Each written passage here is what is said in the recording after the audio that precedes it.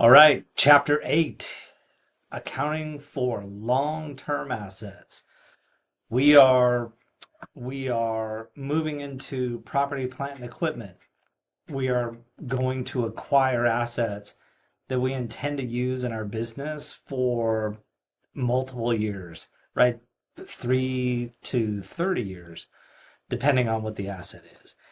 The book definitely has a set of things that we're going to want to understand. And I will get to this list in a second. But first, I feel like I want to just sort of set the stage of things that we want to accomplish in this chapter. Okay. So, what we're going to be dealing with this period, or sorry, this chapter, is the acquisition, the use, and the disposal of long term assets. If you think about where we were maybe at the beginning of the class, when we were making purchases, um, just because we buy something doesn't necessarily mean that it's an expense, and long-term assets are a great example. Okay, so let's say I spend $100,000 on a brand new vehicle for my business. Okay, the journal entry, and let's assume I pay cash. The journal entry would be vehicle. Hopefully, I'm spelling that right. 100,000. That would be a debit, and I would credit cash 100,000. It's not an expense, right? All we're doing is trading one asset for the other. I am acquiring a vehicle and I am going to use that vehicle over a period of time. Okay.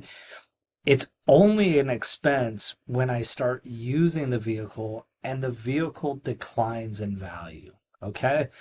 And so this chapter, the vast majority of this chapter is really going to be dedicated to a concept that we call depreciation. And depreciation is the measurement of an asset's decline in value. So for this particular vehicle, I have the original cost of 100,000. All right. And then I can think of this as either time or mileage. But the idea would be that the vehicle, it's going to decline in value over time or the more that I use that vehicle. Okay. And this decline in value, right, from something, the original cost to whatever it's worth at the end, that is what we mean by depreciation.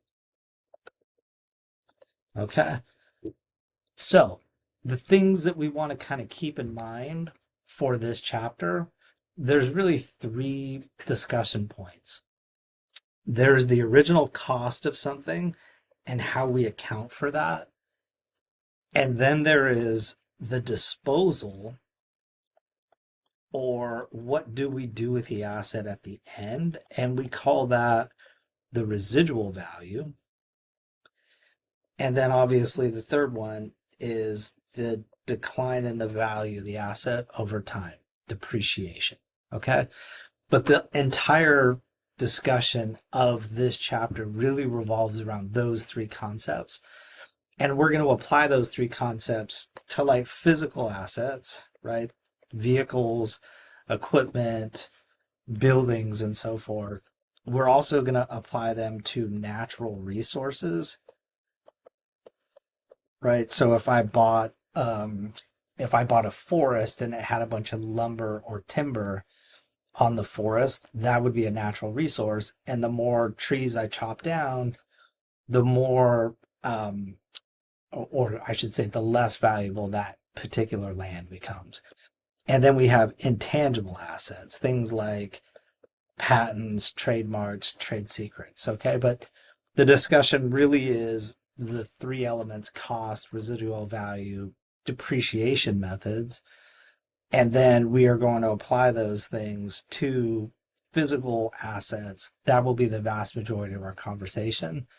But then we can take everything we've learned as it relates to physical assets and then just apply it to natural resources and intangible assets. So then now, I think going back to the slides, I think it makes a little bit more sense. So compute the cost of the plant assets, right? This was the original price, right? What did we pay? Conceptual issue one. Then we will explain depreciation for partial years and changes in estimates. And all that is it's a complexity associated with the calculation of depreciation, meaning the decline in an asset's value. Third point, distinguish between revenue and capital expenditures.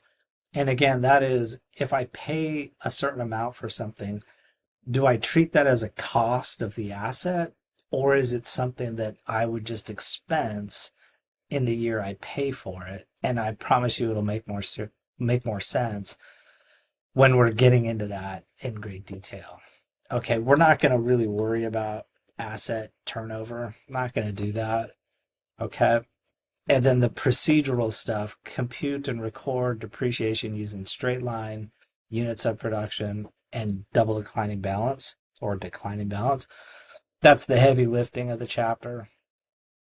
And then account for asset disposal through discarding or selling. That is at the end of the useful life. What do we do with the asset? How do we get rid of it?